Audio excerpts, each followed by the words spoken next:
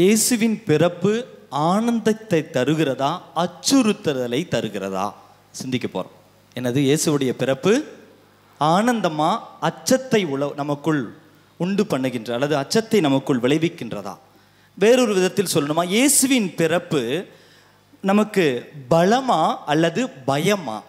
இயேசுவினுடைய பிறப்பு நம் வாழ்வில் நமக்கு பலத்தை தருகிறதா அல்லது எப்படி ஃபாதர் பயம் ஒரு மாதிரி பார்க்குறீங்க? அதான் பயத்தை தருகிறதா? இன்னொரு விதத்தில் இயேசுவின் பிறப்பு உண்மையாகவே மகிழ்ச்சியா நமக்கு அல்லது துன்பமா? Price the lord. ஹல்லேலூயா, ஹல்லேலூயா.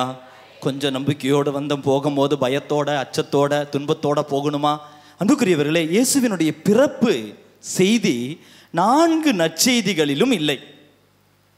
என்னது? இயேசுவினுடைய பிறப்பு செய்தி 4 நற்செய்தியில் இருக்கா? மொத்தம் எத்தனை நற்செய்தி? 4 நற்செய்தியிலும் இயேசுவினுடைய பிறப்பு செய்தி இருக்கிறதா? அதான் இல்லைன்னு சொல்லிட்டீங்களே ஃபாதர். எந்தெந்த நற்செய்தியெல்லாம் இயேசுவினுடைய பிறப்பு இல்லை? யோவான் நற்செய்தியிலும் இல்லை. அடுத்து மார்க்கு நற்செய்தியிலும் இல்லை. சரியான பதில். இன்னும் மீத 2 நற்செய்தியிலும் இருக்கு. அது என்னென்ன நற்செய்தி? மத்தேயு. இன்னைக்கு பைபிள் கிளாஸ் மாதிரி தான் இருக்கும். Praise the lord. ஹல்லேலூயா, ஹல்லேலூயா.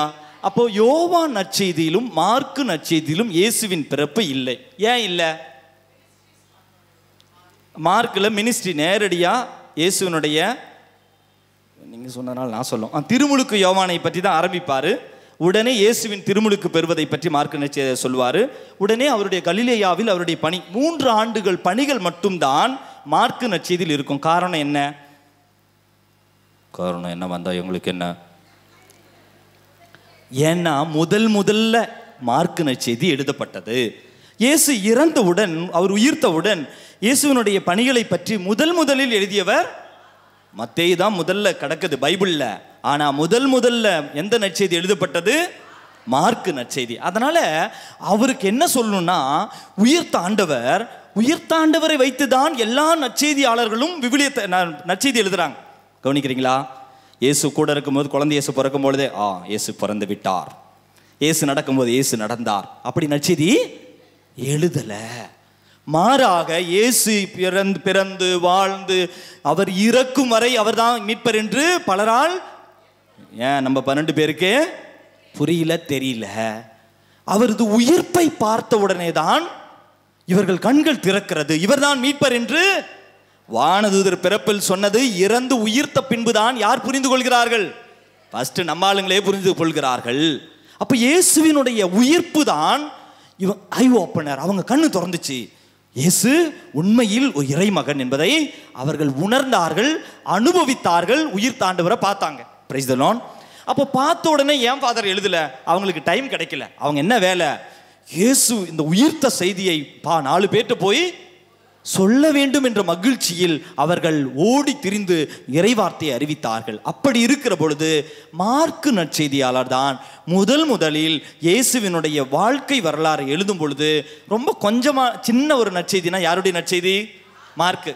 ஏன்னா உண்மையை சொல்றவங்க கொஞ்சம் தான் சொல்லி வைப்பாங்க. Price the lord. ஹல்லேலூயா. அவர் அவசரமா அந்த 3 ஆண்டுகள் நடந்த நிகழ்வுகளை எல்லாம் குறித்து வைக்கிறார். Praise the lord. ஹல்லேலூயா. அதனால இயேசு பிறந்தார், எப்படி பிறந்தார்லாம் அவர் யோசிக்கல. அவர் மனதில் இருக்கிற, அவர் கேட்ட, அவரிடம் திருத்துதர்கள் சொன்ன மிக முக்கியமான நிகழ்வுகள், அதை மட்டும் சுருக்கமாக நீங்க மார்க் நற்செய்தி வச்சுட்டு மத்தேயு லூக்காலாம் பாருங்களேன். மார்க்கில் இருக்கிறதே கொஞ்சம் அதிகமா பெருசா டீட்டெயிலாக இருக்கும். எங்க இதெல்லாம் நாங்க இருக்கு. இங்க பார்வையற்றவனுக்கு பார்வை தருவது 3 வசனம்னா அந்த பகுதியில் பார்த்தீங்கன்னா 10 வசனம் இருக்கும். விவரித்து கூறியிருப்பார்கள். ஏன்னா மார்க்கு நற்செய்தியாளர்கள் அவர்கள் பயன்படுத்தி இருக்கிறார்கள். Price the Lord. சரி, அவ்வளவு ஒன்றும் புரியலனா பரவாயில்ல. அதனால தான் மார்க்கு நற்செய்தியில் இயேசுவின் பிறப்பை பற்றி அல்ல, அவர் திருமுழுக்கு பெறுகின்ற காலம் முதல். திருமுழுக்கு பெற்றார், ஒரே வார்த்தையில் 2 வசனம் தான் இருக்கும். யோவானிடம் திருமுழுக்கு பெற்றார். நம்மள மாதிரி கை குழந்தையா போய் திருமுழுக்கு பெறல. Praise the lord. அவருடைய கலிலேயா பணியை தொடங்கினார். 3 வருடங்களுடைய வாழ்க்கை வரலாறு மட்டுமே குறிப்பிடப்பட்டிருக்கிறது. Praise the lord. ஹல்லேலூயா. இறுதியாக எழுதின நற்செய்தி என்ன நற்செய்தி? உங்களை அப்படியே கன்ஃபியூஸ் பண்றேன்.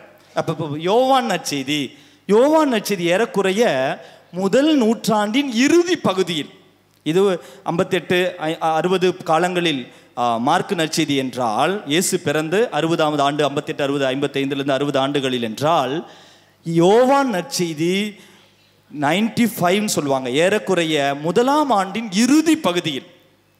அப்பொழுதுதான் இயேசுவினுடைய வாழ்க்கை வரலாறு எழுதுறார். Price the lord, hallelujah. அதனால அவர் நிறைய மறைபொருள்கள், அடையாளங்களை எல்லாம் வைத்து சும்மா எளிய முறையில் எழுதாமல், இறைவார்த்தை தொடக்க முதலே, பழைய ஏற்பாட்டில் தொடக்கத்தில் கடவுள் இந்த உலகத்தை படைத்தார் என்றால் தொடக்கத்திலேயே இந்த ஆண்டவர் இயேசு இருந்தார், கடவுளோடு இருந்தார், கடவுளாக இருந்தார், வார்த்தையாக அவர் மனித உருவம் எடுத்தார். கிறிஸ்மஸ் நைட் மாஸுக்கு உட்கார்ற மாதிரி உட்கார்ந்துட்டு இருக்கீங்க. Price the lord, hallelujah, hallelujah.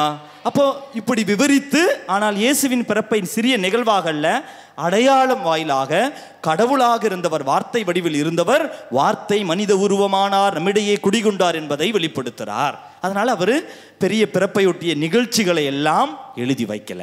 Price the lord, hallelujah, ஹல்லேலூயா. இப்போ வேற எந்த 2 நற்செய்தியில் இருக்கு? மத்தேயு, லூக்கா. பைபிளே திறக்காதவங்க ஒரு மாதிரி பார்ப்பீங்க, ஆனால் நீங்கள் எல்லாம் இறைவார்த்தையை வாசித்து கொண்டே இருக்கிறவங்க. மத்தேயுவிலும் லூக்காவில் மட்டும்தான் இயேசுவினுடைய பிறப்பை ஒட்டிய நிகழ்வுகள் குறிப்பிடப்பட்டு இருக்கிறது. மத்தேயு நற்செய்தியாளர் யாருக்கு நற்செய்தி எழுதினார் அதுக்கு நம்ம புரிந்து கொள்ளணும். அன்புக்குரியவர்களே, ஏன் இந்த 2 நற்செய்தியிலையும் ஒரே மாதிரி இயேசுவின் பிறப்பு இருக்கா? கேட்ட கேள்விக்கு பதில், அது பார்த்தாதான ஃபாதர் தெரியும், அவசரப்படாதீங்க ஃபாதர். மத்தேயு நற்செய்தி முதல் 2 அதிகாரங்கள் எடுத்து பாருங்க, சும்மா புரட்டி பாருங்க, வாசிக்கலாம் வாசிக்காதீங்க. மத்தேயு நற்செய்தி முதல் 2 அதிகாரம், இயேசுவின் மூதாதையர் பட்டியல். தலைப்பு மட்டும் வாசிங்களேன்.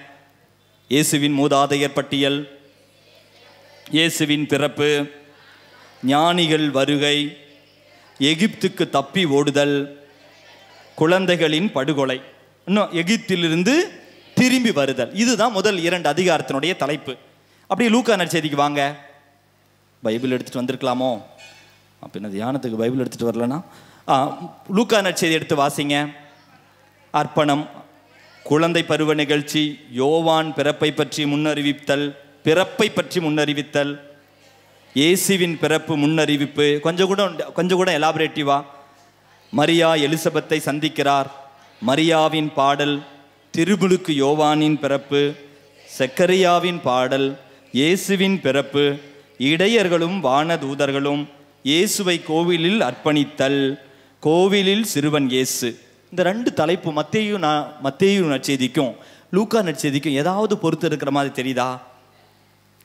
என்னென்ன வித்தியாசம் இருக்கு? ஒன்றுன்னா சொல்லுங்க பார்க்கலாம்.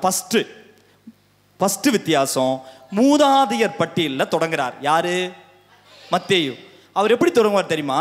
இயேசுவை தாவீதின் மகனும் ஆபிரகாமின் மகனுமான இயேசு ஆண்டவர்னு சொல்லி 14 என்று தலைமுறைகளாக 3 முறை பிரித்து, அதில் இறுதியில் யோசேப்பின் மகன் இயேசு பிறந்ததாக குறிப்பிடுவார். Price the Lord. லூக்கா நற்செய்தியில் மூதாதையர் பட்டியல் இருக்கு, ஆனால் வித்தியாசமா இருக்கும். 3ஆம் அதிகாரம் நினைக்கிறேன், 3ஆம் அதிகாரம் 23வது வசனம் முதல் பாருங்களேன். ரிவர்ஸ்ல இருக்கு ஃபாதர். யாரோ படிச்சுட்டு வந்து உட்காந்துருக்காங்க என் பிரசங்கத்தை. அப்போ இயேசுவின் மூதாதையர் பட்டியல் லூக்கா நற்செய்தியில 3ஆம் அதிகாரத்தில் 23 வசனத்துல பாருங்க. அவருக்கு ஏறக்குறைய 30. என்னது? இயேசு தம் பணியை தொடங்கிய பொழுது அவருக்கு வயது ஏறக்குறைய 30. அவர் யோசேப்பின் மகன் என கருதப்பட்டார். யோசேப்பு ஏலியாவின் மகன். அப்படி தொடங்கி அப்படியே வரிசையா போய் லாஸ்ட் வசனம் 38வது வசனம் வாசிங்க. ஏனோசு சேத்தின் மகன், சேத்து ஆதாமின் மகன், ஆதாம் கடவுளின் மகன். தலைகீழா இருக்கு. இங்க ஆபிரகாமின் மகன் என்று தொடங்கி இயேசுவில் வந்து மூதாதையர் பட்டியல் மத்தேயு நற்செய்தியில் முடியுதுன்னா, லூக்கா நற்செய்தியில் என்ன சொல்றாருன்னா, ஆபிரகாமின் மகனோட முடிக்கல, இயேசுவில் தொடங்கி அப்படியே ஆபிரகாமின் அப்பா பேர் அம்மா எல்லாம் சொல்லி ஆதாமை வைத்து முடிக்கல. ஆதாமே கடவுளின் மகன், அந்த கடவுளின் மகன் தான் இயேசு ஆண்டவர். Price the lord, hallelujah. அப்ப பாருங்க, 2 மூதாதையர் பட்டியல்களில் அவர்கள் ஒரே விஷயத்தை சொல்றதுல வித்தியாசம் இருக்குன்னு சொல்ல வரேன். எத்தனை இயேசு பிறந்தாரு? எத்தனை இயேசுடைய பெற்றோர் யார்? ஒரு பெற்றோர் தான். யோசேப்பும் மரியாவும் தான் இயேசுவின் பெற்றோர். ஆனால் இந்த இயேசுவின் பெற்றோரும் இயேசுவும் ஒன்றாக, அந்த குடும்பம் ஒன்றாக இருந்தாலும் அது எப்படி இந்த நற்செய்தியாளர்கள் சொல்கிறார்கள் என்பதில் வித்தியாசம் இருக்கு. ஏன் வித்தியாசம்? அவங்க யாருக்கு இது எழுதுறாங்கன்றது முக்கியம். Price the Lord. மத்தேயு நற்செய்தியாளர் யாருக்கு நற்செய்தி எழுதுறாரு? யூதர்களுக்கு எழுதுகிறார். யூதர்களுக்கு எழுதுறதுனால பிரைஸ் தி லார்ட், அதனால அவர் விவரிப்பாக அவருடைய அந்த சூழ்நிலையில் எழுதுவதால் அப்படிப்பட்ட நிகழ்ச்சிகளை எல்லாம் அதில் வைத்திருக்கிறார். லூக்கா நற்செய்தியில் யாருக்கு நற்செய்தி எழுதுறாரு? பிற இனத்தாருக்கு, மற்றவர்களுக்கு நற்செய்தி எழுதுகிறார். அதனால அவர்கள் புரியும் விதத்தில் இயேசுவின் பிறப்பை வெளிப்படுத்தி இருக்கிறார்கள். Price the lord. ஹல்லேலூயா. 2 பேர் தான் கண்ணை மூடி இருக்கீங்க. ஹல்லேலூயா. இயேசுவுக்கே புகழ், இயேசுவுக்கே நன்றி. மத்தேயு நற்செய்திக்கு வருவோம். மத்தேயு நற்செய்தியில இயேசுவின் பிறப்பை இயேசுவின் எந்த பெற்றோரிடம் அறிவிக்கப்பட்டது? மரியா கிட்டையா, யோசேப்பு கிட்டையா? யாரிடம் இயேசுவின் பிறப்பை பற்றி சொல்லப்பட்டது? மத்தேயு நற்செய்தியிலையா? எடு எடு எடு எடு எடு எடு எடு இந்த 2 பகுதியும் அப்படியே வச்சுக்காங்க. இயேசுவின் பிறப்பை பற்றிய நிகழ்ச்சி, அவருடைய தாய் மரியாவுக்கும், மரியா பேர் இருக்கு, யோசேப்புக்கும் திருமணம் ஒப்பந்தமாக இருந்துச்சு. யோசேப்புக்குத்தான் ஆண்டவரின் தூதர் கனவில் தோன்றி விஷயத்தை எல்லாம் சொல்றார். எங்க? எந்த நற்செய்தியில? மத்தேயு நற்செய்தியில. உங்களுடைய மைண்ட் வாய்ஸ் எதுல எப்படி இருந்தா என்னன்னு நினைக்காதீங்க. ஒரு முக்கியமான விஷயத்தை சொல்ல போறேன். அதுக்காக தான் இந்த பின்னணி நம்ம கொஞ்சம் படிக்கிறோம். மரியாவை, யோசேப்புக்குத்தான் கடவுளின் தூதர் கனவில் தோன்றி மத்தேயு நற்செய்தியில் இயேசுவின் பிறப்பை பற்றி சொல்லப்பட்டிருக்கு. லூக்கா நற்செய்தியில யார்கிட்ட பேசுறாங்க? அங்க யோசேப்பு பிதாவெல்லாம் பேசல. மாதா தான் முக்கியம். மாதாவுக்கு கனவெல்லாம் வரல. நேரடியா கபிரியேல் தூதர் தோன்றி அருள் நிறைந்த மரியே வாழ்க, ஆண்டவர் உம்மோடு என்று சொல்லி மரியாவிடம் இயேசுவின் பிறப்பை பற்றி ஆலோசிக்கிறார்கள். Price the Lord. அடுத்த வித்தியாசம், மத்தேயு நற்செய்தியில குழந்தை படுகொலை, எகிப்திற்கு தப்பி ஓடுதல், அந்த விஷயங்கள்லாம் இருக்கு. பாருங்க, ஒரே பயமா இருக்கு. இயேசுவினுடைய பிறப்பு மத்தேயு நற்செய்தி நீங்க வாசித்தீங்கன்னு வச்சுங்களேன், பதட்டமா பயமா இருக்கிற மாதிரியே இருக்கும். Praise the Lord. தப்பி ஓடுறாங்க. எங்க ஓடுறாங்க? எகிப்துக்கு தப்பி ஓடுறாங்க. லூக்கா நற்செய்தியில யாரோ ஓடுறாங்க. எதுக்கு ஓடுறாங்க? மரியா ஓடுவாங்க. மகிழ்ச்சியால் எலிசபெத் அம்மாளை சந்திப்பதற்கு, பணிவிடை செய்வதற்கு ஓடுவாங்க. Praise the lord. ஹல்லேலூயா. மத்தேயு நற்செய்தியில் ஒரே பதட்டம். வீட்டில் ஏதோ சண்டை போட்ட வீட்டில் இயேசு பிறக்க மாதிரியே இருக்குது. இன்னைக்கு கிறிஸ்மஸ் நடக்குமா? இன்னைக்கு நைட் சாப்பாடு செய்வாங்களா? இன்னைக்கு கோவிலுக்கு போவோமா? இன்னைக்கு புது துணி கிடைக்குமா கிடைக்காதா? இன்னைக்கு வெட்டா என்ன நடக்குது? ஆடா வெட்ட போறாங்களா? இல்லை என்னதான் நடக்க போகுது என்று ஒரு பதட்டத்தில் இருப்பதை போல மத்தேயு நற்செய்தியாளர் இயேசுவின் பிறப்பை அறிவிக்கிறார். லூக்கா நற்செய்தியில ஒரே சந்தோஷம். ஒரு பக்கம் யோவான் பிறக்கிறாரு, சிக்னல் டாயிங், பச்சை லைட் எரியுது, உடனே குடும்பத்தில் சந்தோஷம். இந்த பக்கம் மாதாவுக்கு அறிவிப்பு வருது, மாதாவுக்கு சந்தோஷம். 2 பேரும் சந்தோஷமா போறாங்க. இயேசு பிறக்கிறாரு, இடையர்கள் வானதூதர்கள்லாம் ஓடி வராங்க. ஒரு மகிழ்ச்சியின் இதாக. அடுத்த சிந்தனை, பார்ப்பதற்கு, இயேசுவை பார்ப்பதற்கு மத்தேயு நற்செய்தியில் யார் வராங்க? 3 ஞானிகள் வராங்க. மகிழ்ச்சியோட வராங்க, ஆனா பதட்டத்தோட வராங்க. என்ன அர்த்தம்? எங்க போய் இதை விண்மீன் நடை முடிக்குமோ தெரியல, என்ன நடக்குமோன்னு தெரியல, யூதரின் அரசன் பிறக்க போகிறாரே என்று அந்த ஒரு ஆசை, பார்க்க வேண்டும் என்ற ஆசை. ஆனா தேடி தேடி பார்க்கறாங்க, கிடைக்கல. போய் யார்கிட்ட போய் கேட்கறாங்க? எகிப்து அல்லது ஏரோது அரசனிடமே போய் சொல்றாங்க, யூதரின் அரசன் பிறந்திருக்கிறாரே. ஏரோது தான் யூதர்களுக்காக ரோமையின் ஆட்சியில் அரசனாக இருக்கிற காலம். அப்ப எனக்கு பதிலா யூதர்களிலிருந்து ஒரு அரசனா? கேட்ட உடனே ஏரோதிற்கு ஒரு பயம், கலக்கம். ஏரோதுக்கு மட்டுமா? அடுத்த வசனம், எருசலேம் முழுவதும் கலங்கிற்று. இயேசு பிறக்க போறான்னு கேட்ட உடனே, யூதர்களின் அரசன் பிறக்கிறார் என்று கேட்ட உடனே யாருக்கெல்லாம் பயம்? அரசனுக்கும் எருசலேம் முழுவதும் கலங்கி நிற்கிறது. ஆனா இந்த பக்கம் பாருங்களேன், இந்த செய்தி போய் வானதூதர் சொல்றார். இடையர்களிடம் வானதூதர் போய் சொல்றாங்க, இதோ மகிழ்ச்சியூட்டும், எல்லா மக்களுக்கும் பெரும் மகிழ்ச்சியூட்டும் மாபெரும் நற்செய்தி அறிவிக்கப்படுகிறது. நீங்க அதை பகுதியை எடுத்து வச்சு பார்த்தா தான் புரியும். அப்புறமா நீங்க பொறுமையா எடுத்து நான் சொல்றதெல்லாம் இருக்கான்னு பாருங்க. Price the lord. ஒரே சந்தோஷம், இடையர்களுக்கு ஒரே சந்தோஷம். அவங்க எல்லாம் மகிழ்ச்சியோட இயேசுவை பார்க்க அவர்கள் பெத்லகேமுக்கு கடந்து வருகிறார்கள். Praise the lord. ஹல்லேலூயா. அப்போ மத்தேயு நற்செய்தியில் பார்த்தா அழுகை, புலம்பல். அப்படியே இயேசு பிறந்துட்டாருன்னு கேள்விப்பட்ட உடனே ஏரோது என்ன பண்ணான்? இயேசுவை அழிக்கணும்னு சொல்லி 2 வயதிற்குட்பட்ட அத்தனை ஆண் மகவையும் கட்டு. நாளைக்கு அது அந்த மாசற்ற குழந்தைகள் விழா தான் கொண்டாட போறோம். அப்ப பாருங்க, ஒருவரின் பிறப்பு, அந்த சூழல் எவ்வளவு துன்பம், புலம்பல், அழுகை. இந்த பக்கம் பாருங்க, இயேசு பிறந்த உடனே ஒரே choir practice, carol practice, competition. மாதா ஒரு பக்கம் பாட்டு பாடுறாங்க, வானதூதர்கள் மேலேருந்து பாட்டு பாடுறாங்க. முடிஞ்சதா? இல்லை. சக்கரியா எந்திரிச்சு எலிசபெத்தை கூப்பிட்டு, எடி நான் பாடுறேன் நீ கேளு அப்படின்னு சக்கரியா பாட்டு பாடுறாரு. அவ்வளோதான், பாடிட்டாங்களே. வேற யாரு? சிமியோன் தாத்தா ஐயோ அப்படின்ற ஒரு குழந்தைய கோவிலில் அந்த குழந்தை கிடைச்ச உடனே அவரு ஒரு பாட்டு பாடுறாரு. இருக்கா இல்லைங்களா? எல்லாரும் பாட்டு பாடுறாங்க. இடையர்கள் மகிழ்ச்சி, பாட தெரியல, அவங்களும் இருக்கிறத வச்சு டான்ஸு, பாட்டு. Praise the lord. ஹல்லேலூயா. அப்ப அன்புக்குரியவர்களே, இந்த ஒரே நிகழ்வு மத்தேயு நற்செய்தியில் கவலையும் அழுகுறலாக சித்தரிக்கப்பட்டிருக்கிறது. லூக்கா நற்செய்தியில் பெரும் மகிழ்ச்சியாக சித்தரிக்கப்பட்டிருக்கிறது. Price the lord. ஒரே ஒரு லாஸ்ட் ஒரு வித்தியாசம். ஏரோது அரசன் பெயர் மத்தேயு நற்செய்தியில் குறிப்பிடப்பட்டிருக்கு. லூக்கா நற்செய்தியில் அகஸ்து சீசர் பேரரசு. அதே மாதிரி மத்தேயு நற்செய்தியில் குழந்தையை கொல்ல முயற்சி செய்கிற பொழுது தப்பி ஓடுவதாக, அங்கிருந்து தப்பி ஓடி கலிலேயாவில் பெத்லகேமில் இயேசு பிறப்பதாக. அதாவது ஒரு பயணத்தில் பயந்து பயணிக்கிறவர்கள் அதன் இறுதியில் பெத்லகேமில் இயேசு பிறந்ததாக குறிப்பிடப்பட்டிருக்கிறது. Praise the lord. ஒரே கன்ஃபியூஷனா இருக்கா? இல்லை ஃபாதர். லூக்கா நற்செய்தியில் கணக்கெடுப்பதற்காக, பெயரை பதிவு செய்வதற்காக அவர்கள் பயணிப்பதாக குறிப்பிடப்பட்டிருக்கிறது. Praise the lord. ஹல்லேலூயா. பொருத்தம் என்ன? மத்தேயு லூக்கா நற்செய்தியில் இயேசுவின் பிறப்பை பற்றி வாசிக்கிற பொழுது பொருத்தமாக 3 நிகழ்வு தான். குழந்தை இயேசு பிறக்கிறாரு. அப்பா பெயர் யோசேப்பு, அம்மா பெயர் மரியா. இவர்கள் எங்க பிறக்கிறாரு? யூதேயாவில் உள்ள பெத்லகேமில் பிறக்கிறார். மற்றவைகள் எல்லாமே 2 இடத்திலும் வாசித்தால், பொறுமையால் வாசித்து பார்த்தால் வித்தியாசங்கள் நன்றாக தெரியும்.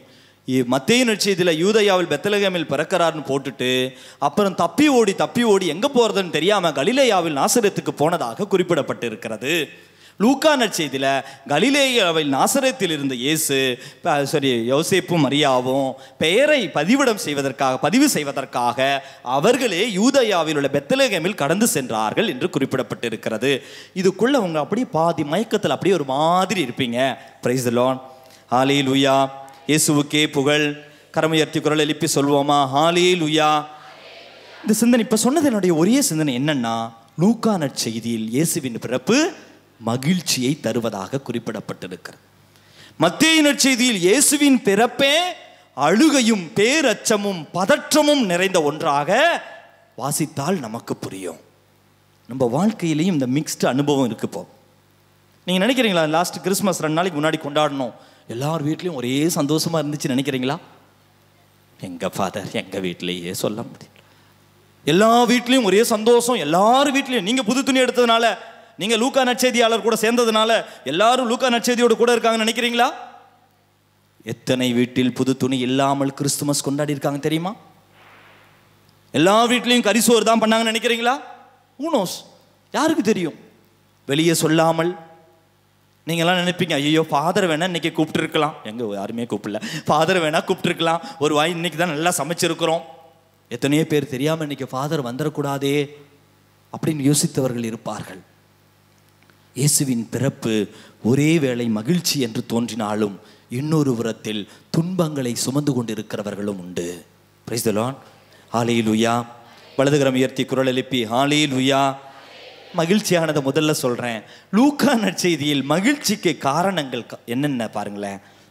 அவர் நற்செய்தி எழுதியது கிபி 80ஆம் ஆண்டில் எழுதுறார். இயேசு பிறந்ததற்கு பின் 80ஆம் ஆண்டு அப்படின்னு சொன்னா எருசலேமில் இருந்து இயேசுவை பற்றிய செய்தி பிற இனத்தாருக்கு சொல்கின்ற சூழல். யாருக்கு? பிற இனத்தாருக்கும் இயேசுவின் பிறப்பை அறிவிக்கிற நிமிடம். அப்ப அந்த பிற இனத்தார் அவங்க ஆல்ரெடி கவலையில் இருக்கிறாங்க, நிறைய பிரச்சனையில் இருக்கிறாங்க, சமூகத்தின் விளிம்புகளில் இருக்கிறார்கள், ஓரங்களில் இருக்கிறார்கள், கைவிடப்பட்டு இருக்கிறாங்க, யாருமே அவர்களுக்கு என்று இல்லை. லூக்கா நற்செய்தியாளர் பிரேனத்தாருக்கு எழுதும் பொழுது ஏழைகளையும் எளியவர்களையும் பாமர மக்களை நீங்க பாருங்க, அந்த நற்செய்தியில் நீங்க வாசித்தீங்கன்னா தெரியும். இடையர்கள், முகவரி அற்றவர்கள், சிமையோன் வயதானவர், இறக்கும் தருவாயில் டெத் பெட்ல இருக்கிறார். இயேசு பார்த்தோன்னே இறந்துருவார். சந்தோஷமா இப்ப நான் கண்ணை மூடி தூங்குறதுக்கு ரெடியா இருக்கிறேன். இறக்கும் தருவாயில் இருக்கிறவர்கள் அண்ணா, கைமென், இடையர்கள் சொல்லிட்டேன். வேற யாரு? வயதானவர்கள், குழந்தை பாக்கியம் இல்லாமல் சக்கரியா, எலிசபெத்து, எல்லாவரும் விளிம்புகளிலும் நோயுற்றவர்களாக, அகதிகளாக, கைவிடப்பட்டவர்களாக இருக்கிற சூழலில் அப்படிப்பட்ட ஜனத்திற்கு இயேசுவின் பிறப்பை சொல்லும் பொழுது லூக்கா நற்செய்தியை சொல்றாரு, உங்க எல்லாருக்குமே, எல்லா மக்களுக்கும் பெரும் மகிழ்ச்சியூட்டும் நற்செய்தி. அந்த பகுதி மட்டும் எடுத்து வாசிங்க. லூக்கா 2:10-11. லூக்கா 2:10-11 இறை வார்த்தை பாருங்க. வானதூதர்கள் அவர்களிடம், பாருங்க, அஞ்சாதுன்னு சொன்னா பயத்தில் இருக்கிறவங்க, அஞ்சாதீர்கள், இதோ எல்லா மக்களுக்கும் பெரு மகிழ்ச்சியூட்டும் நற்செய்தியை உங்களுக்கு, பாருங்க, யூதர்களுக்குன்னு சொல்ல, எல்லா மக்களுக்கும், படைப்புகளுக்கும். அன்புக்குரியவர்களே, இதனுடைய பின்னணி ஒன்று இருக்குங்க. எப்ப தெரியுமா இப்படிப்பட்ட ஒரு அறிவிப்பு வரும்? பரசை என்ன சொல்லுவாங்க? இது பறையெல்லாம் முழக்கி, எப்படின்னு தெரியல, பறையெல்லாம் முழக்கி பெரிய ஒரு மகிழ்ச்சியூட்டும் நற்செய்தி எப்ப தெரியுமா வரும்? அரசவையில் ஒரு ஆண் மகவு பிறக்கிற பொழுது வருகின்ற செய்தி இது. விவிலியத்தில் பல்வேறு நிலங்களிலே அரசவையில் ஒரு முக்கியமான நிகழ்வு நடக்கிற பொழுது இப்படி பெரிய ஒரு அனௌன்ஸ்மெண்ட் பண்ணுவாங்க. என்னது? ஒரு பெரிய மகிழ்ச்சியூட்டும் செய்தி. நம் அரசனுக்கு பின்னால் இதோ நம்மை ஆட்சி செய்ய ஒரு இளவரசன் தோன்றி இருக்கிறார். அல்லது அரசவையில் ஒரு பெரிய நிகழ்வு நடக்கிற பொழுது எல்லா மக்களுக்கும் கூறுவது என்னவென்றால், இன்று நமது அரசனுடைய இல்லத்தில் தன்னுடைய பிறந்த நாளை கொண்டாடுகிறார். Price the Lord. இப்படி அரசவையில் நடக்கிற மகிழ்ச்சியூட்டும் செய்தியை தான் விவிலியத்தில் பார்ப்போம். ஆனால் முதல் முறையாக மாட்டு தொழுவில், மாட்டு புல்குடிலில் ஒரு இயேசு பிறக்கிறார் என்ற மகிழ்ச்சியூட்டும் செய்தியை வானதூதர்கள், பாருங்க, சாதாரண நிகழ்வுக்கு மாறாக எல்லா மக்களுக்கும், படைப்பிற்கும், எளியவர்களுக்கும், ஏழை எளியவர்களுக்கும், நோயில் அவதிப்படுகிறவர்களுக்கும், இறக்கும் தருவாயில் இருக்கிறவர்களுக்கும், கணவனை மனைவியை இழந்த பிள்ளைக்கும், கைவிடப்பட்ட குழந்தைகளுக்கும், இடையர்களுக்கும், முகவரியே இல்லாதவர்களுக்கும், சொத்து சுகம் இல்லாதவர்களுக்கும், இவர்களிடம் முதல் முறையாக இயேசுவின் பிறப்பை வானதூதர் போய் அறிவிக்கிறார். எல்லா மக்களுக்கும் மகிழ்ச்சியூட்டும் நற்செய்தியை நான் உங்களுக்கு சொல்றேன். என்னது நற்செய்தி? இன்று, பாருங்க, இன்று லூக்கா நற்செய்தி சொல்றது இன்று முக்கியம், எப்பயாவது இல்ல. இன்னைக்கு ஆண்டவராகிய மெசியா என்னும் மீட்பர் உங்களுக்காக தாவீதின் ஊரில் பெத்லகேமில் பிறந்திருக்கிறார். நீங்க விண்ணுலகில் இருக்கிற எங்கள் தந்தையை ஜெபத்தை நீங்க மத்தேயும் லூக்காவில் எடுத்து படிங்க. அதில் எப்படி தெரியுமா இருக்கும்? மத்தேயு நற்செய்தி தான் நம்ம ஜெபம் பண்றோம், அன்றாட உணவை. ஆனால் லூக்கா நற்செய்தியில் இன்று எங்களுக்கு தேவையான உணவை இன்று எங்களுக்கு தாருன்னு இருக்கும். அன்றன்றைய தேவையில் இறைவன் நம்மை சந்திக்கிறார், நம்மோடு இருக்கிறார் என்பத மகிழ்ச்சியின் செய்தி இடையர்களுக்கு சொல்லப்படுகிறது. Praise the lord. Hallelujah, hallelujah, hallelujah. வயதான, அதாவது சக்கரியா, மகிழ்ச்சியின் வேறொரு நிமிஷம், வயதான குழந்தை பேர் இல்லாத தம்பதியர் சக்கரியா எலிசபெத்து தம்பதி, அவர்களுக்கு மகிழ்ச்சி. என்ன தெரியுமா? இயேசுவின் பிறப்புக்கு முன்னாடி திருமுழுக்கு யோவான் பிறக்கிறாரு. உங்களுக்கும் மகிழ்ச்சியூட்டும் செய்தி. கன்னி மரியாவை எடுத்துக்காங்க, அவங்க அந்த அன்னை மரியாளுக்கு மகிழ்ச்சியூட்டும் செய்தி. லூக்கா 1:28, லூக்கா 1:28 பாருங்க. அந்த கன்னி பெண்ணிடம் போய் சொல்றாங்க, வானதூதர் அருள்மிக பெற்ற, என்னது, வானதூதர் மரியாவுக்கு தோன்றி, அருள்மிக பெற்றவரே வாழ்க, ஆண்டவர் உம்மோடு இருக்கிறார். இதெல்லாம் கடவுளால் தேர்ந்தெடுக்கப்பட்ட பரிசேயர்களுக்கும் தலைமை குருக்களுக்கும் இறைவாக்கினர்களுக்கும் கிடைக்க வேண்டிய செய்து ஒரு இளம் பெண்ணுக்கு, வயதானவர்களுக்கு, இடையர்களுக்கு, நம்பிக்கையற்றவர்களுக்கு இந்த மகிழ்ச்சியூட்டும் செய்தியை கூறப்படுகிறது. Praise the lord. ஹல்லேலூயா. முதியவர் அப்படின்னு இருந்த ஒருவருக்கு, யாரு? சக்கரியா, வயதான இறக்கும் தருவாயில் இருக்கிற, சக்கரியா இல்ல, சிமியோன், கைம்பெண்ணான அண்ணா, இவர்கள் எல்லாம் மகிழ்ச்சியை காண்கிறார்கள். Praise the lord. ஹல்லேலூயா. அதே போல இடையர்களை பற்றி சொன்னேன். அதனால இது பெரிய ஒரு, எல்லா நிலைகளிலும், அடிமை நிலைகளில் இருக்கிற பிள்ளைகளுக்கு மகிழ்ச்சியை தருகின்ற ஒன்றாக லூக்கா நற்செய்தியாளர் இயேசுவை பிறப்பை அறிவிக்கிறார். Praise the lord. Hallelujah, hallelujah. மத்தேயு நற்செய்தியாளருக்கு வருவோமே. மத்தேயு நற்செய்தி எழுதப்பட்ட இது கிபி 75ஆம் ஆண்டு, கிறிஸ்து பிறப்புக்கு பின் 75ஆம் ஆண்டு. அந்த பின்னணியை கொஞ்சம் பார்க்கணும். என்னன்னு கேட்டிங்கன்னா, 68 கிபி 68 எருசலேம் ஆலயம் இடிக்கப்படுகிறது. ரோமைய அரசு எருசலேம் ஆலயத்தை இடிக்கிறது. யூதர்களுக்குள்ளே பிரிவினைகள் வருகிறது. பலர் இயேசுவை மீட்பராக ஏற்றுக்கொள்ள முடியல.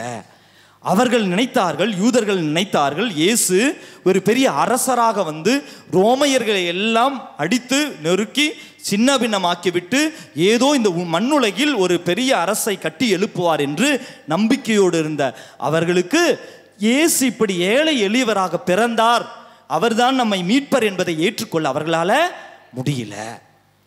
இந்த நிலையில் இயேசுவின் மீது நம்பிக்கை வைத்தவர்களை அவர்கள் எல்லாம் துன்புறுத்திய காலம், அவர்களை கொன்று ஒழித்த காலம், தீயவர்களாக கருதிய காலம்.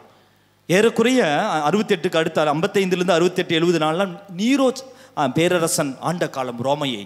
அப்படின்னா கிறிஸ்தவர்கள் என்றாலே அவர்களை பல்வேறு துன்பங்களில் கொண்டு போய் போட்ட நிமிடங்கள், அவர்களை சித்திரவதை செய்த நிமிடங்கள். Price the lord. Hallelujah, hallelujah.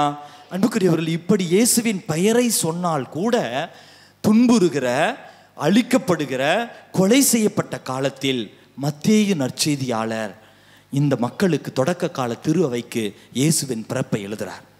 அப்போ எழுதும்போது சொல்றாரு, இயேசுவின் பிறப்பே பதற்றமானதாக இருந்தது. இன்று நம்மை அழிக்கிற பேரரசர்கள், ஏரோது போன்று நம்மை அழிக்கிற இத்தனை பேரரசுகளும் அல்லது இப்படி நமக்கு எதிராக நம்மை அழிக்க முயற்சி செய்கிற தீமையின் சக்திகள் இன்றல்ல, அன்றே இருந்தது. இயேசுவின் பிறப்பு நேரத்தில் குழந்தைகள் எல்லாம் படுகொலை செய்யப்பட்டன. அப்ப நம்மளும் இயேசுவின் மீது நம்பிக்கை வைக்கிறோம்னா படுகொலை செய்யப்படுகிற காலமாக இருக்கிறது. இப்படி பல்வேறு வேதனைகளும் துன்பங்களும் எப்படி இருந்தாலும் அந்த இயேசு அழிக்கப்படல. அந்த குழந்தை இயேசு மீட்பராக பிறந்தார். பாவங்களிலிருந்து அவர்களை விடுவிப்பார். மத்தேயு 1:21 எடுத்து வாசிங்களேன். அவர் ஒரு மகனை பெற்றெடுப்பார், அவருக்கு இயேசு என பெயரிடுவீர், ஏனெனில் அவர் தம் மக்களை அவர்களுடைய பாவங்களில் இருந்து மீட்பார். 3 அதே போல மத்தேயு 3ஆம் அதிகாரம் 11வது வசனம் வாசிங்களேன். திருமுழுக்கு யோவான் வாயிலிருந்து சொல்வார், நீங்கள் மனம் மாறுவதற்காக நான் தண்ணீரால் திருமுழுக்கு கொடுக்கிறேன், எனக்கு பின் ஒருவர் வருகிறார், அவர் என்னை விட வலிமை மிக்கவர், அவருடைய மிதியடிகளை தூக்கி செல்லக்கூட எனக்கு தகுதி இல்லை, அவர் தூய ஆவி என்னும் நெருப்பால் உங்களுக்கு திருமுழுக்கு கொடுப்பார். பாருங்க, பாவங்களை மன்னிப்பார், தூய ஆவியால் திருமுழுக்கு கொடுப்பார். இப்பொழுது உன் வாழ்க்கையில் எவ்வளவு பிரச்சனைகளும் சோதனைகளும் வாழ்க்கையில் என்னதான் நடந்தாலும், விசுவாசத்தின்கிற போராட்டத்தில் வாழ்கிற பொழுது பல்வேறு சோதனைகளுக்கு நீ ஆளானாலும் அவர் உன்னை மீட்பார். அவர் உன்னை தூய ஆவியினால் உன்னை அர்ச்சிப்பார். உன் பாவங்களில் இருந்தெல்லாம் உன்னை மீட்பார். உன் கண்ணீர் கவலைகள் இப்பொழுது நீ சந்தித்துக் கொண்டே இருந்தாலும் நீ அவர் மீது இருக்கிற நம்பிக்கையில விட்டு நீ பின்வாங்கி போயிடக்கூடாது. Price the Lord. இப்படி துன்புறுகிற திரு அவையை முன்பில் கண்டுகொண்டு ஆண்டவர் மீது நம்பிக்கை வைக்கிற பிள்ளைக்கு இயேசுவின் பிறப்பை பின்னோக்கி எழுதுகிற மத்தேயு சொல்றாரு, அவருடைய சூழலிலும் இப்படியெல்லாம் நடந்தது, ஆனால் அவர் அழிக்கப்படவில்லை, மீட்பர் என்கிற ஒருவர் நமக்காக நிச்சயம் பிறந்திருக்கிறார். Praise the lord. ஹல்லேலூயா. அன்புக்குரியவர்களே, நான் சொன்னதனுடைய ஆழம் அர்த்தம் எவ்வளவு புரிஞ்சதுன்னு தெரியல. ஆனா ஒன்றுங்க, இப்பொழுது மகிழ்ச்சியா இருக்கிறவங்களுக்கு இயேசுவின் பிறப்பை மகிழ்ச்சியோடு ஏற்றுக்கொள்வது எளிது. சந்தோஷமா எல்லா முறையும் மாதிரி இந்த முறையை மகிழ்ச்சியா கொண்டாடிட்டோம். ஆனால் இப்பொழுதும் என் வாழ்வில் துன்பங்களும் பிரச்சனைகளும் ஏரோதை போல, நீரோவை போல, பெரிய பெரிய அரசர்களைப் போல, துன்புறுத்துகிறவர்களைப் போல, கலக்கமுறுகிறவர்களைப் போல என்னை நினைத்து, என் வளர்ச்சியை நினைத்து, நான் இந்த குடும்பத்தில் இருப்பதை நினைத்து பயப்படுகிற, என்னை அச்சுறுத்துகிற சவால்களும் தீமைகளும் என் கண்முன்பாக இருக்கிற பொழுதும் உன்னை மீட்க இயேசு பிறக்கிறார் என்பதுதான் உண்மையான நற்செய்தி. Price the lord. ஹல்லேலூயா. நேற்றோ முன்தினமோ அருளாலயத்தில் ஜெபம் நடக்கும்பொழுது ஒரு அம்மா வந்து சொன்ன வார்த்தை, ஃபாதர், என் வீட்டில் பெரிய பிரச்சனை, என் கணவரே என் மகனை அழிக்க பார்க்கிறார், என்னை எப்படியாவது விட்டுவிட, எங்களை எப்படியாவது துரத்தி விடணும்னு பார்க்குறாங்க, என்ன செய்யறதுன்னு தெரியல, இப்படி நிறைய பிரச்சனைகள், அவர் தவறான உறவு முறைகள் அவருக்கு, இப்படி பல்வேறு சூழல்ல நான் என்ன செய்யறதுன்னு தெரியல அந்த பிள்ளைக்கு எப்படி இந்த இயேசு கிறிஸ்துவின் பிறப்பு மகிழ்ச்சியாக இருக்கும் அன்புக்குரியவர்களே. ஆனால் அப்படிப்பட்ட சூழலிலும் இயேசு சொல்றார், நான் உன்னை கைவிட மாட்டேன், நான் உன் கூட இருக்கிறேன். வேற ஒரு வார்த்தையும் சொல்ல எனக்கு தெரியல. ஆனால் சொன்ன ஒரே ஒரு வார்த்தை, ஆண்டவர் கூட இருக்கிறார், பயப்படாதீங்க, உங்களை விட்டு விட மாட்டார், நிச்சயம் உங்களுக்கு மீட்பை தருவார், உன் கணவனுக்கு மனமாற்றத்தை தருவார், உன் பிள்ளையை அந்த நிதானத்தோடு கையாளுகிற சக்தியை ஆண்டவர் உங்களுக்கு தருவார். இப்படிப்பட்ட சூழலில் பல்வேறு நிலைகளில் தவிக்கிற பிள்ளைகள் நம்ம இங்கே உண்டு. Price the lord. Hallelujah. Christmas வந்துச்சு போச்சு, ஆனால் மனசில் இன்னும் நிம்மதி வரலையே, இன்னும் பாரத்தோடு இருக்கிறோமே, என் கடன் தொல்லை இன்னும் தீரலையே, என் குடும்பத்தில் அமைதி இன்னும் பிறக்கலையே, என் பையன் இன்னும் மனமாறலையே, அன்றைய ஒரு நாள் ஃபோட்டோ எடுத்தோம், போட்டோம், ஸ்டேட்டஸில் ஹாப்பி பர்த்டே சொன்னோம், எதையோ ஒரு மெசேஜ் போட்டு முடிச்சிட்டோம், படுத்து தூங்கணும், கிறிஸ்மஸ் முடிஞ்சிருச்சு, ஆனால் என் வாழ்க்கையில் இன்னும் ஒளி பிறக்கலையே. இப்படி வேதனையில் இருக்கிற, துன்பத்தில் இருக்கிற அன்பு பிள்ளையே, உனக்காகத்தான் மத்தேயு நற்செய்தியாளரினுடைய கிறிஸ்து பிறப்பு விழா. எவ்வளவு சூழ்நிலைகளும் எதுவுமே உனக்கு சாதகமாக இல்லை என்றாலும், எல்லாம் உனக்கு எதிர்மறையாக செல்வதைப் போல தோன்றினாலும், இதோ இயேசுவின் பிறப்பையே புலம்பலையும் பயத்தையும் அச்சுறுத்தலையும் சூழ்ச்சிகளையும் ஏற்படுத்துகிறது. ஏரோது அரச ஞானியை கூப்பிட்டு சொல்ற ஒரு வார்த்தை இருக்குது, ஐயோ அப்படியா, நீங்க போயிட்டு வந்து என்கிட்ட சொல்லுங்க, நானும் போய் குழந்தைய ஆராதிக்கணும். ஆராதிக்கவா அப்படி சொன்னா? சூழ்ச்சிகள் நிறைந்ததாக இருந்தாலும் இறைவன் உன்னை கைவிட மாட்டார். குழந்தைக்கு என்னங்க தெரியும்? இந்த குழந்தை ஆண்டவர் பாதுகாக்கிறார் பாருங்களேன். கனவில் ஞானிகளுக்கு தோன்றி மற்றொரு திசையில் விடுகிறார். ஆண்டவரை ஏற்றுக்கொள்ள வேண்டியவர்கள் ஏற்றுக்கொள்ளல. பிற இனத்தாராகிய ஞானிகள், 3 அரசர்கள், கிழக்கில் இருந்து வந்தவர்கள் இயேசுவை ஏற்றுக்கொள்கிறார்கள். உன் குடும்பத்தில் இயேசுவை ஏற்றுக்கொள்ள வேண்டியவர்கள் ஏற்றுக்கொள்ளாத சூழல் இருக்கலாம். அன்புக்குரியவர்களே, இப்படிப்பட்ட பின்னணியிலும் கிறிஸ்து பிறப்பு நமக்கு அர்த்தத்தை தருகிறது. உன் வாழ்க்கையில் இன்னும் பதில் கிடைக்காத சூழல் இருந்துச்சுன்னா, ஆண்டவர் உன் கூட இருக்கிறார்னு அர்த்தம், உன்னை கைவிட மாட்டார்னு அர்த்தம். உனக்காக அவர் இருக்கிறார் என்று மகிழ்ச்சியில் இயேசுவின் பிறப்பை கொண்டாடுவதை விட, துன்பத்திலும் சவால்களிலும் பல்வேறு விதமான ஆன்மீக போராட்டத்திலும், இந்த 25 நாட்கள் தயாரிப்பில் சோர்வுற்ற பொழுதும், பாவத்தில் விழுந்த பொழுதும், அல்லது இறைவனோடு சேர்ந்து வாழாத நிலையிலும், உன்னுடைய எல்லா சூழ்நிலைகளிலும் இயேசு உன்னோடு பயணிக்க உனக்கு மீட்பை தர காத்து கொண்டிருக்கிறார். வலதுகரம் உயர்த்தி குரல் எழுப்பி சொல்லுவோமா? ஹல்லேலூயா. இந்த குடியில பார்க்கும்போது என் மனசுக்குள்ள ஒரு சிந்தனைங்க. அந்த குடியில பாருங்க, வெவ்வேறான மனுஷங்க இருக்கிறாங்க. மனிதர்களும் விலங்குகளும் ஒன்றோடு ஒன்று முரண்பாடாக இருக்கிறது. முரண்பாடு என்ன முரண்பாடு? அரசன் ஒரு பக்கம் நிற்கிறாங்க, அரச ஆடையில் தான் அவர்கள் இருக்கிறார்கள். இன்னொரு பக்கத்தில் இடையன் ஆட்டுக்குடி தூக்கிட்டு நிற்கிறான். முரண்பாடுங்க. அவங்கவுங்க வாழ்க்கையில் அவங்களுக்கு பிரச்சனை இருக்கு. நம்ம நினைக்கிறோம் எனக்கு மட்டும்தான் பிரச்சனை, மற்றவங்க எல்லாரும் அவரவர்கள் வாழ்வில் அவரவர்கள் பல்வேறு பிரச்சனைகளை சந்திக்கிறார்கள். அரசனுக்கும் நிம்மதி இல்லை யூதரின் அரசனை பார்க்கும் வரை. அவர்களின் தேடல் இடையர்களின் தேடலை விட ஆழமானதாக இருக்கிறது. அரசர்களுக்கு புரியும் விதத்தில் விண்மீன் வாயிலாக இறைவன் பேசுகிறார்.